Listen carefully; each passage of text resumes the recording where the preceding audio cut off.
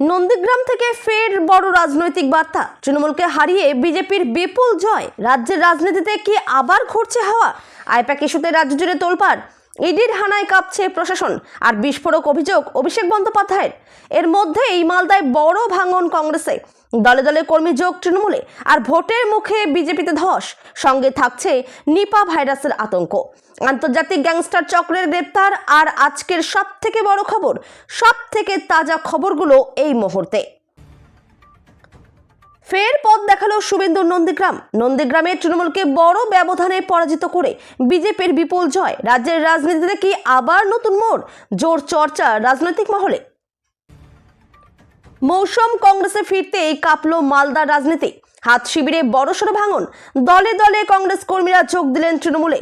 মালদায় কি আরো দুর্বল হচ্ছে কংগ্রেস সংগঠন? আইপ্যাক ইস্যুতে রাজ্যে তোলপাড়। শুভেন্দুর নিশানায় রাজীব, মনোজ। ইডির কড়া পদক্ষেপের খবর পেয়েই নাম না করে দুই শীর্ষ আধিকারিককে তীব্র আক্রমণ।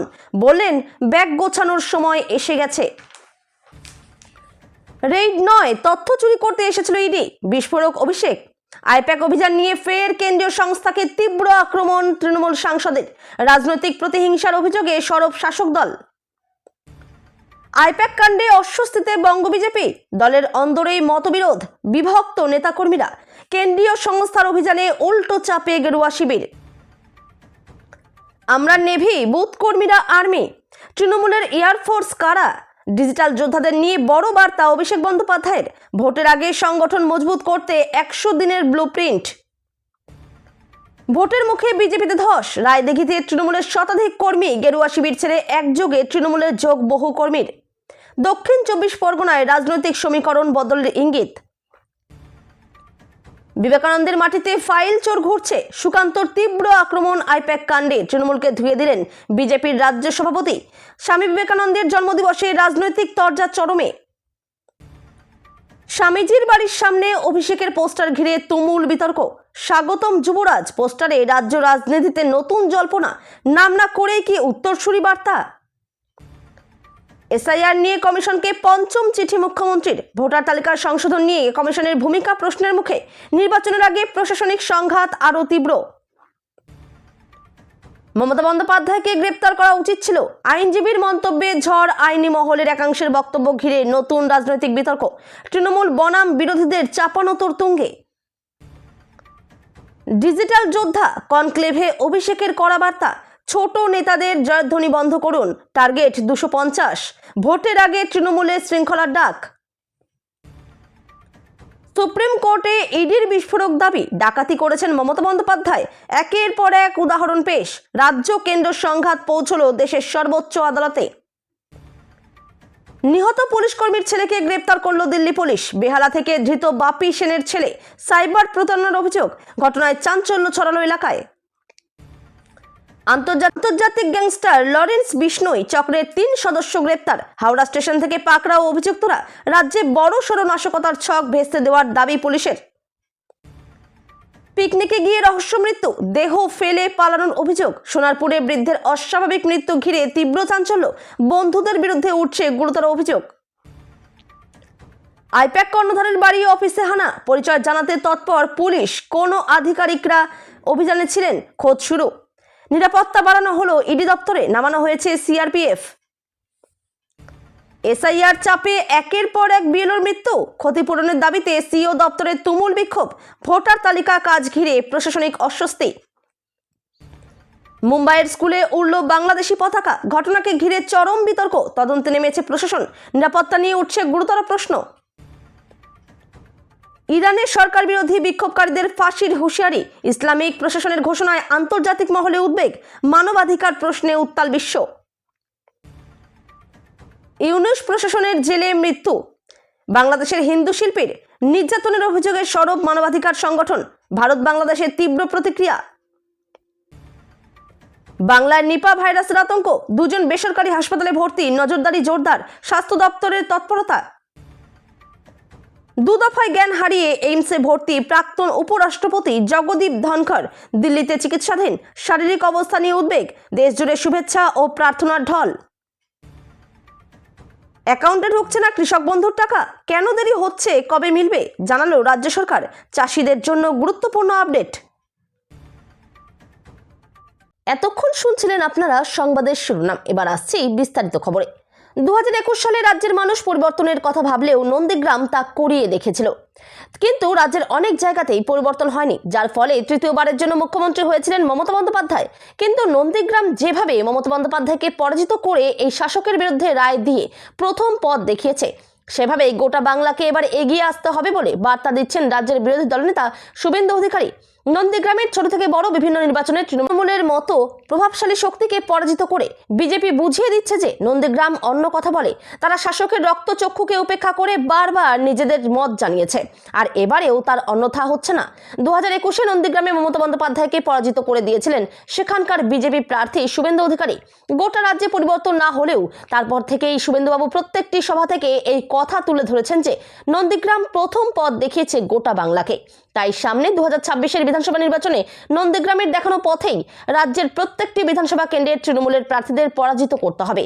যেখানে মমতা বন্দ্যোপাধ্যায়কে তিনি পরাজিত করে দেখিয়ে দিতে পারেন, সেখানে সেই মমতা বন্দ্যোপাধ্যায়ের থেকে তো বড় মুখ তৃণমূলে আর কেউ নেই। তাহলে তাদের কেন পরাজিত করা যাবে না? স্বাভাবিকভাবেই নন্দীগ্রাম যে সকলের কাছেই মডেল হয়ে উঠেছে তা বলার অপেক্ষা রাখে না। আর এই পরিস্থিতিতে ফের নন্দীগ্রামে উড়ল গেরুয়া আবির। নতুন বছরে উত্তপ্ত হয়ে উঠেছে মালদহের রাজনৈতিক পরিবেশ। তৃণমূল থেকে কংগ্রেসের যোগ্য দিয়েছেন মৌসুম নূর, কিন্তু এরপরেই শুরু হয়েছে সমস্যা। জানা গিয়েছে মৌসুম কংগ্রেসে ফিরতেই ভাঙন শুরু হয়েছে মালদহের হাত শিবিরে। দুঃসময়ে ছেড়ে যাওয়া মৌসুমকে মেনে নিতে পারছেন না অনেক কর্মী সমর্থক। এই অবস্থায় কংগ্রেস ছেড়ে তৃণমূলে যোগদান করলেন গ্রাম পঞ্চায়েতের 5 সদস্য। তাদের সঙ্গে আরও অন্তত 500 কর্মীর তৃণমূলে যোগদান ঘিরে রাজনৈতিক মহলে শোরগোল পড়ে গিয়েছে। আসন্ন বিধানসভা নির্বাচনের মুখে প্রয়াত গনি খান চৌধুরীর ভাগ্নি মৌসুম নূরের ঘর ওয়াপসিতে অন্তত মালদহ জেলায় কংগ্রেসের হাল ফিরবে বলে কিছুটা হলেও আশাবাদী কোতোয়ালি। কিন্তু তার উল্টো চিত্র দেখা গেল মালদহের বৈষ্ণবনগরে। কংগ্রেসের বড়সড় ভাঙন ধরালেন স্থানীয় তৃণমূল বিধায়ক চন্দনা সরকার। সেখানে আনুষ্ঠানিকভাবে তৃণমূলে যোগদান করেন প্রায় 500 জন কংগ্রেস কর্মী। একাধিক পঞ্চায়েত সদস্য সহ দলীয় কর্মীদের দলত্যাগ করে তৃণমূলে যোগদানের ঘটনায় রীতিমতো বিড়ম্বনায় পড়েছে জেলার কংগ্রেস শিবির। তৃণমূলে যোগ দিয়েছেন চৌরি অনন্তপুর গ্রাম পঞ্চায়েতের 5 জন পঞ্চায়েত সদস্য এবং একাধিক দলীয় নেতা। যোগদান করেছেন শাহনারা বিবি, হাবু মণ্ডল, অশোক মণ্ডল, তাজিনারা বিবি ও কাজিমুল শেখ। এছাড়াও কংগ্রেস ছেড়ে তৃণমূলে যোগ দেন প্রাক্তন গ্রাম পঞ্চায়েত প্রধান ও প্রাক্তন পঞ্চায়েত সমিতির সদস্য মতিউর রহমান। বৈষ্ণবনগরের বিধায়ক চন্দনা সরকারের হাত ধরে তারা আনুষ্ঠানিকভাবে তৃণমূল কংগ্রেসে যোগদান করেন। ইডি তল্লাশিতে তুল কালাম, সুপ্রিম কোর্টে গেল ইডি। জোড়া পিটিশন দায়ের করা হয়েছে। একটি পিটিশন দাখিল করা হয়েছে ইডির তরফে এবং অন্য পিটিশন দাখিল করেছেন ইডির 3 অফিসার। এই ইস্যুতে এবার মনোজ বর্মা ও রাজীব কুমারকে ব্যাগ গোছাতে বললেন বিরোধী দলনেতা শুভেন্দু অধিকারী। শুভেন্দু বলেন, কলকাতা পুলিশ নিজেই ফেঁসে বসে আছে, একটু আগেই আমি পেয়েছি। ইডি সুপ্রিম কোর্টে কেস ফাইল করেছে পশ্চিমবঙ্গ সরকার এবং স্বরাষ্ট্র দপ্তর, পুলিশ দপ্তরের বিরুদ্ধে। মনোজ বর্মা, রাজীব কুমার ব্যাগটা গোছান। অপরদিকে এই ইস্যুতে সৌগত রায় বলেন, মুখ্যমন্ত্রীকে রক্ষা করা, তাকে দেখা, সেটাই রাজ্য পুলিশের কাজ, রাজ্য প্রশাসনের কাজ। মুখ্যমন্ত্রী যেখানে গিয়েছেন সেখানে নিশ্চয়ই যাবেন যারা রাজ্যের আধিকারিক আছেন। তারা গিয়ে ঠিক করেছেন মুখ্যমন্ত্রীকে প্রোটেক্ট করা তো রাজ্য প্রশাসনেরই। কলকাতায় আইপ্যাকের অফিস এবং সংস্থার কর্ণধার প্রতীক জৈনের বাড়িতে ইডি অভিযান নিয়ে ফের মুখ খুললেন তৃণমূলের সর্বভারতীয় সাধারণ সম্পাদক অভিষেক বন্দ্যোপাধ্যায়। আমি বাংলার ডিজিটাল যোদ্ধা কর্মসূচিতে গিয়ে তিনি সরাসরি অভিযোগ করে বলেন, সেদিন ইডি কোনো তদন্ত করতে নয়, তথ্য চুরি করতে এসেছিল।